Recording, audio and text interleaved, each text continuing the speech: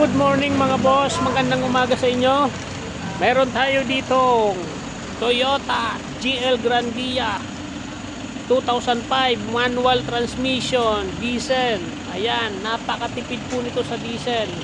Yung naghahanap po dyan ng van na pampamilya na low budget, eto na hinahanap nyo. Napakasariwa ho nito.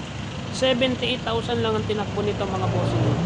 All original mga bossing. Ayan, napakasariwa nyan. Ayan. Yung sidings yan mga bossing, ayan, buong buo pa, upuan, ayan, napakatigas pa ng upuan.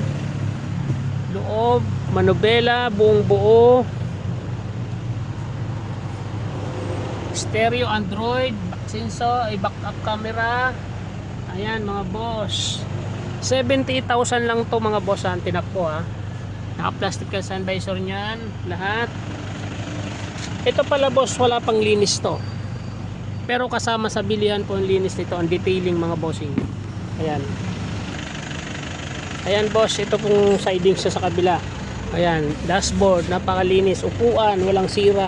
Ayan mga bossing. Upuan dito mga bossing, wala pang sira yan. Sariwang sariwa yan mga bossing. Ceiling, kompletong kompleto. Ayan. Gulong, bago pa mga bossing. Likod niya mga bossing, ayan o. Kompletong kompleto pa mga bossing. Sariwa yan mga bossing. Kulang lang sa linis mga boss. Ulitin ko po mga boss. 2005 Toyota Hiace GL Grandia manual transmission, diesel. Ayan, ang makina lang po nito is 2.5 diesel. Napakatipid po niyan sa diesel mga boss. Ayan. Yung naghahanap po dyan ng van na low budget, eto na hinahanap nyo. Sariwang sariwa, 78,000 lang ang tinakbo niyan mga boss. 750 lang ang price nito mga boss. Napakamura. Ayan. Pwedeng trade in, pwedeng financing, pwede pa to sa financing kahit 2005. Ayan, pwede. 50% down payment lang ito mga boss kasi medyo luma na modelo. Ayan. Pwedeng trade in, pwedeng cash. Ayan. Tawag na kayo mga boss. Text nyo po ako, follow nyo ako mga bossing, share nyo ako mga bossing.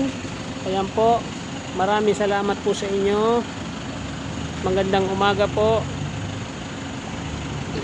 Ayan po mga boss, uulitin ko po, 2005 Toyota GL Grandia. Ayan, 2.5 engine diesel.